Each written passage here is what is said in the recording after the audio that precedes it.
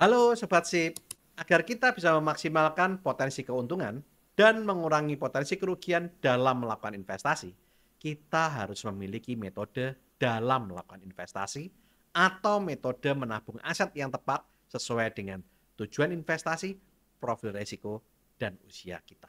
Di video ini, saya akan membahas 4 metode investasi agar bisa cuan maksimal.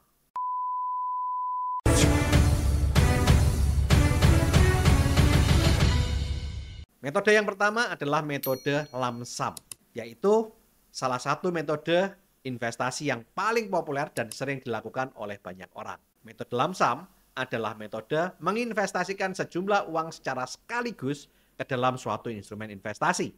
Metode lump sum seringkali digunakan oleh orang yang memiliki dana besar. Dengan metode lump sum, kita memiliki potensi untuk mendapatkan keuntungan yang besar jika investasi dilakukan pada waktu yang tepat. Tetapi metode ini juga memiliki resiko yang besar saat kita salah timing, terutama jika kita melakukan kesalahan pembelian suatu aset pada harga pasar yang tinggi.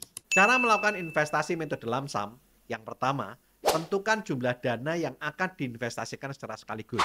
Uang bisa berasal dari tabungan, bonus, dana pensiun, penjualan aset, atau warisan.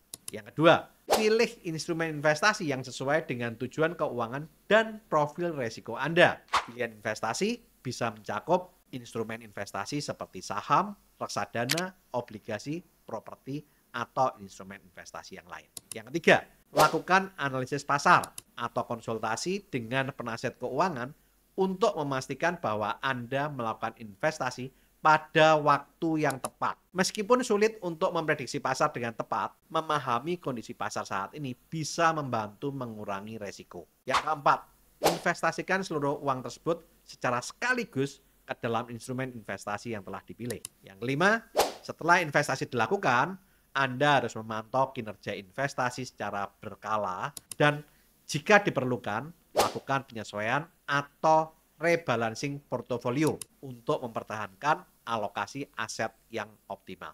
Keunggulan daripada metode lump sum adalah yang pertama, dengan menginvestasikan seluruh jumlah secara sekaligus, Anda bisa mendapatkan potensi keuntungan yang besar dari kenaikan aset yang dibeli jika pasar sedang naik. Yang kedua, investasi lump sum bisa memiliki biaya transaksi yang lebih kecil karena hanya melakukan sekali transaksi pembelian. Yang ketiga, prosesnya sangat sederhana karena hanya membutuhkan satu kali eksekusi transaksi. Sedangkan kekurangan metode lump sum adalah yang pertama, jika pasar mengalami penurunan setelah Anda melakukan investasi, maka Anda akan mengalami kerugian besar. Yang kedua, sulit untuk menilai waktu yang tepat untuk melakukan investasi besar. Jika Anda salah timing, bisa berdampak besar terhadap hasil investasi. Yang ketiga, menempatkan sejumlah besar uang secara sekaligus bisa menimbulkan stres, terutama jika Anda melihat fluktuasi nilai investasi yang signifikan. Maka dari itu, Anda perlu melakukan beberapa pertimbangan jika mau melakukan investasi dengan metode lump sum. Yang pertama, Anda harus tahu profil risiko Anda. Metode lump sum lebih cocok untuk investor yang memiliki tipe agresif dan tidak cocok untuk investor tipe konservatif. Yang kedua, tinjau tujuan investasi Anda. Metode lump sum lebih efektif untuk tujuan investasi jangka panjang, terutama jika pasar menunjukkan tren naik yang stabil. Yang ketiga, kondisi harga pasar. Metode lump sum lebih cocok dilakukan saat pasar dalam kondisi bearish karena banyak aset yang dijual dengan harga diskon dan murah. Jika kondisi harga pasar suatu aset sedang tinggi atau bullish, pertimbangkanlah resiko penurunan yang mungkin terjadi. Contohnya, jika Anda memiliki dana investasi 100 juta rupiah dan memutuskan untuk investasi sekaligus dengan metode lump sum pada saham pilihan atau reksadana saham. Nah, jika saham pilihan atau unit reksadana saham naik 10% dalam setahun, maka nilai investasi Anda akan menjadi 110 juta. Tetapi, jika saham pilihan atau unit reksadana saham turun 10%, maka nilai investasi Anda menjadi 90 juta. Hal ini menunjukkan potensi keuntungan dan potensi resiko yang besar dari metode lump sum. Oleh karena itu, penting untuk mengevaluasi profil resiko Anda dan tujuan keuangan Anda sebelum memutuskan untuk menggunakan metode ini.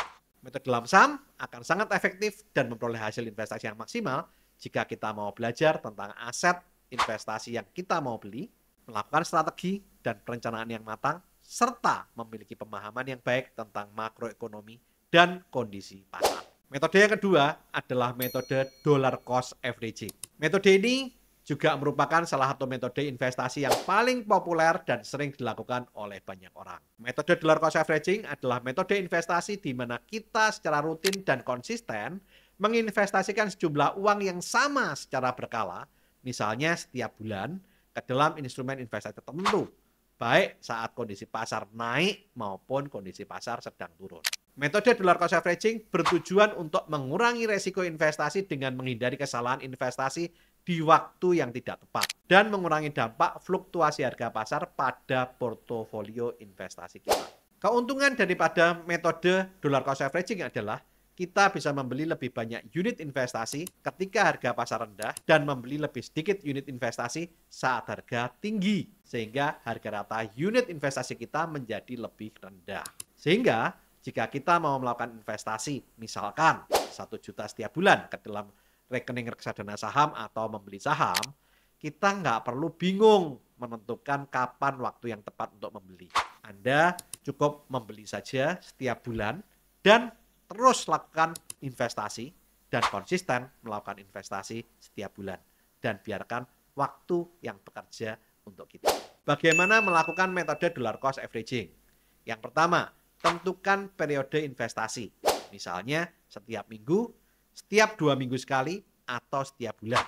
Yang kedua, tentukan jumlah uang yang akan diinvestasikan secara rutin setiap periode. Jumlah ini harus sama saat kita melakukan investasi setiap periode. Yang ketiga, pilih instrumen investasi yang sesuai dengan profil resiko dan usia Anda. Misalkan instrumen investasi saham, reksadana, atau ETF, Exchange Traded Fund. Yang keempat, lakukan investasi secara rutin dengan jadwal yang telah ditentukan tanpa perlu memperhatikan kondisi pasar sedang naik ataupun turun.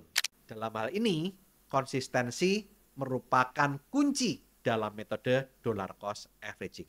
Yang kelima, pantau kinerja investasi Anda secara berkala. Anda bisa menyesuaikan alokasi investasi jika diperlukan, tetapi Anda harus tetap konsisten dengan jadwal dan jumlah investasi yang telah Anda tetapkan. Kelebihan daripada metode dollar cost averaging. Yang pertama, mengurangi resiko pasar dengan berinvestasi secara berkala. Sehingga kita bisa membeli lebih banyak unit investasi ketika harga rendah dan membeli lebih sedikit unit investasi ketika harga tinggi. Yang kedua, metode dollar cost averaging mendorong orang untuk disiplin investasi dan membantu menghindari pengambilan keputusan berdasarkan emosi atau spekulasi pasar. Yang ketiga, metode dollar cost averaging sederhana, mudah dipahami, dan mudah diterapkan. Bahkan oleh investor pemula karena tidak memerlukan analisa pasar yang rumit. Yang keempat, investasi yang dilakukan secara berkala bisa menghasilkan efek compound interest, di mana keuntungan yang diperoleh akan terus diinvestasikan kembali dan menghasilkan keuntungan tambahan. Di samping itu, metode dollar cost averaging juga memiliki kekurangan. Yang pertama, jika pasar terus naik, metode dollar cost averaging akan menghasilkan keuntungan yang lebih kecil jika dibandingkan dengan metode lump sum. Karena di metode lump sum, seluruh uang diinvestasikan di awal. Sedangkan metode dollar cost averaging diinvestasikan secara bertahap. Yang kedua, investasi secara berkala bisa meningkatkan biaya transaksi, terutama jika jumlah investasi kecil dan dilakukan dengan frekuensi yang tinggi. Yang ketiga, jika pasar menunjukkan tren naik yang kuat, kita mungkin tidak mendapatkan manfaat penuh dari kenaikan tersebut karena dana baru terus diinvestasikan. Maka dari itu, ada beberapa pertimbangan yang harus Anda lakukan kalau Anda mau melakukan investasi dengan metode dollar cost averaging. Yang pertama, metode dollar cost averaging cocok untuk investor dengan profil resiko yang konservatif atau moderat, yang ingin menghindari resiko besar dalam satu kali investasi. Yang kedua, metode ini sangat cocok untuk tujuan investasi jangka panjang, seperti tabungan pensiun atau dana pendidikan. Yang ketiga, kunci keberhasilan dollar cost averaging adalah konsistensi dan disiplin dalam melakukan investasi rutin, tanpa tergoda untuk menyesuaikan jumlah atau waktu investasi berdasarkan fluktuasi jangka pendek. Misalkan, kita memiliki dana investasi di rekening bank sebesar 12 juta rupiah. Dan kita ingin melakukan investasi dalam bentuk reksadana saham atau saham pilihan selama 1 tahun dengan metode dollar cost averaging, yaitu dengan cara menyisihkan dana dari rekening tabungan tersebut sebesar 1 juta setiap bulan untuk melakukan investasi. Seperti yang kita ketahui, harga saham atau unit reksadana selalu berubah setiap waktu. Sehingga saat harga rendah, kita bisa membeli lebih banyak unit. Sedangkan saat harga tinggi, kita hanya bisa membeli lebih sedikit unit. Contohnya, pada bulan Januari, harga per unit 10.000. Maka Anda bisa membeli 100 unit. Di bulan Februari, harga per unit 9.000. Maka Anda bisa membeli lebih banyak, mendapatkan 111,11 unit. Sedangkan di bulan Maret, harga per unit naik menjadi 11.000. Maka Anda hanya bisa membeli 90,91 unit. Dan selanjutnya. Di akhir tahun, jika pasar bergerak turun atau bearish, maka rata-rata harga beli Anda akan lebih rendah dibandingkan jika Anda menginvestasikan seluruh dana 12 juta secara sekaligus atau lansam di bulan Januari. Tetapi, jika pasar bergerak naik atau bullish, maka rata-rata harga beli Anda akan lebih tinggi dibandingkan jika Anda menginvestasikan seluruh dana 12 juta secara sekaligus atau lansam di bulan Januari. Metode dollar cost averaging merupakan strategi yang efektif untuk mengurangi resiko pasar dan membuat kita disiplin melakukan investasi. Metode ini sangat cocok untuk investor jangka panjang yang ingin menghindari resiko besar dan fluktuasi harga di pasar. Meskipun potensi keuntungan mungkin lebih rendah dibandingkan dengan metode lamsam, dalam kondisi pasar yang terus naik, metode dollar cost averaging memberikan ketenangan pikiran dan stabilitas dalam melakukan investasi. Yang ketiga adalah metode constant share, yaitu metode di mana investor secara konsisten membeli jumlah unit investasi yang sama dalam interval waktu tertentu tanpa memperhatikan harga unit investasi pada saat itu. Dengan kata lain, metode ini mengharuskan Anda membeli jumlah unit investasi yang tetap atau konstan terlepas apakah harga unit investasi sedang naik ataupun sedang turun. Konsep dasar dari constant share method adalah investor membeli jumlah unit investasi yang tetap pada setiap interval waktu. Misalnya setiap bulan Anda membeli 100 unit investasi. Yang kedua, walaupun harga unit investasi sedang naik atau turun dari waktu ke waktu, investor harus tetap membeli jumlah unit investasi dalam jumlah yang sama di setiap periode. Metode constant share serupa tapi tak sama dengan metode dollar cost averaging. Kalau metode dollar cost averaging berfokus pada jumlah uang yang tepat untuk diinvestasikan, sedangkan metode constant share berfokus pada unit investasi yang tetap untuk diinvestasikan baik pada saat pasar naik ataupun pasar turun. Ada beberapa kelebihan daripada metode constant share. Yang pertama, sederhana. Metode constant share mudah diikuti karena kita hanya perlu fokus pada pembelian jumlah saham yang sama tanpa memperhatikan harga. Yang kedua, penyebaran resiko. Membeli saham secara bertahap, baik saat harga tinggi maupun rendah, memberikan diversifikasi waktu dan membantu menyebar resiko. Strategi ini menghindari pembelian semua saham sekaligus ketika harga tinggi. Yang ketiga, mengurangi pengaruh emosional. Dengan membeli jumlah saham yang tetap, investor tidak perlu terlalu khawatir dengan fluktuasi harga harian ataupun bulanan. Ini membantu menghindari keputusan emosional yang mungkin akan merugikan. Misalnya, kita ingin melakukan investasi pada saham perusahaan ABC dengan cara berkomitmen membeli 100 lembar saham setiap bulan. Di bulan yang pertama, harga saham ABC ada di harga Rp5.000. Jika kita membeli 100 lembar, maka total harganya adalah Rp500.000. Di bulan kedua, harga saham turun menjadi Rp3.000. Kita tetap membeli 100 lembar saham dengan total harga Rp300.000. Di bulan yang ketiga, harga saham naik menjadi Rp6.000. Kita membeli 100 lembar saham lagi dengan total harga Rp600.000. Maka total saham yang kita miliki adalah 300 lembar.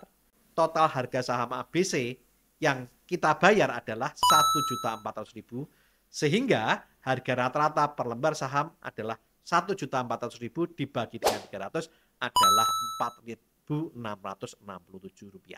Sedangkan kekurangan dari metode constant share adalah yang pertama, tidak selalu mendapat harga terbaik karena kita tidak peduli dengan harga. Kita mungkin saja membeli ketika harga sedang naik ataupun sedang turun. Yang kedua, fokus pada jumlah saham, bukan jumlah uang. Strategi ini menuntut lebih banyak uang jika harga saham naik secara signifikan, karena kita harus membeli jumlah saham yang sama meskipun harga lebih mahal. Metode yang keempat adalah metode value averaging, yaitu metode investasi yang menargetkan nilai tertentu dari unit investasi kita setiap periode waktu tertentu dengan cara menambah atau menarik investasi berdasarkan kinerja unit investasi untuk mencapai target nilai unit investasi yang telah ditentukan di setiap periode. Cara kerja metode value averaging. Yang pertama, tetapkan target unit investasi yang konsisten meningkat untuk setiap periode. Yang kedua, hitung selisih antara target unit investasi dan nilai unit investasi setiap periode. Yang ketiga, lakukan penyesuaian nilai unit investasi agar mendekati target unit investasi. Saat nilai unit investasi berada di bawah target, Anda harus menambah dana. Sebaliknya, saat nilai unit investasi melebihi target, Anda justru menarik dana. Hal ini membuat Anda membeli lebih banyak saat harga rendah dan menjual saat harga tinggi. Kunci sukses metode value averaging adalah disiplin mengikuti target unit investasi yang telah ditetapkan, baik dalam kondisi pasar bearish ataupun kondisi pasar bullish, dan melakukan penyesuaian unit investasi sehingga bisa mendapatkan keuntungan dari fluktuasi harga pasar dan mencapai pertumbuhan nilai unit investasi yang stabil dalam jangka panjang.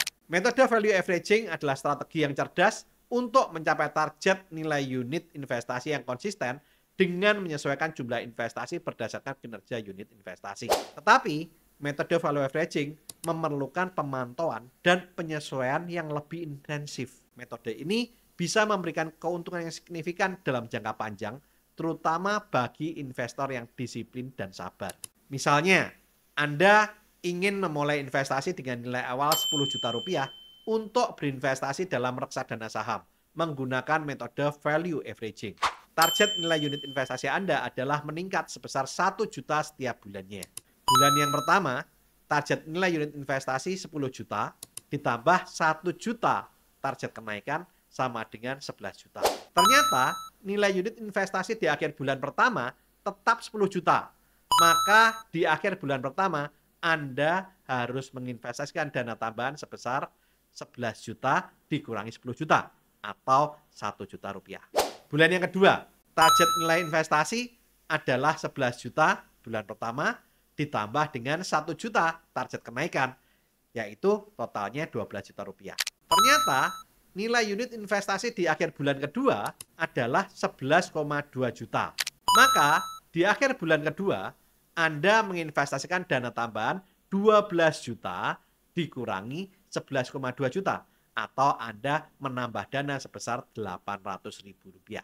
Bulan ketiga, target nilai unit investasi adalah 12 juta dari hasil bulan kedua ditambah dengan 1 juta target kenaikan. Maka targetnya adalah 13 juta rupiah. Ternyata nilai unit investasi di akhir bulan ketiga adalah 13 juta. Maka di akhir bulan ketiga, Anda tidak perlu menginvestasikan dana tambahan. Kenapa? Karena target investasi 13 juta dan nilai unit investasi di bulan ketiga tercapai 13 juta. Bulan keempat, target nilai unit investasi 13 juta dari dana bulan ketiga ditambah dengan 1 juta target kenaikan. Maka target nilai unit investasi di bulan keempat adalah 14 juta. Ternyata nilai unit investasi di akhir bulan keempat 13,5 juta. Maka di akhir bulan keempat Anda menginvestasikan dana tambahan adalah 14 juta dikurangi 13,5 juta. Maka Anda cukup menambah 500.000. Di bulan kelima, target nilai unit investasi 14 juta dari dana bulan keempat ditambah dengan 1 juta target kenaikan bulan kelima sama dengan 15 juta. Ternyata nilai portofolio bulan kelima adalah 15,5 juta. Dalam hal ini nilai unit investasi naik cukup signifikan. Maka di akhir bulan kelima Anda menginvestasikan dana tambahan 15 juta dikurangi 15,5 juta atau minus 500.000. Maksudnya adalah Anda justru menarik dana 500.000 dari unit investasi. Nah, inilah contoh sederhana bagaimana melakukan metode value averaging. Metode value averaging memiliki kelebihan. Yang pertama, metode ini secara otomatis memaksa investor untuk membeli lebih banyak unit investasi ketika harga rendah dan menjual ketika harga tinggi.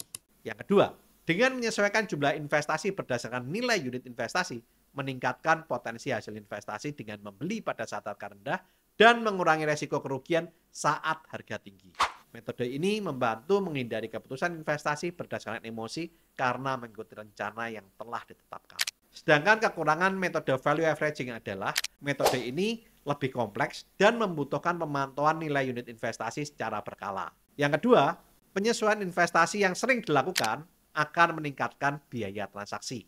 Yang ketiga, Anda harus siap untuk menambah dana atau menarik dana sesuai dengan kebutuhan investasi di setiap periode.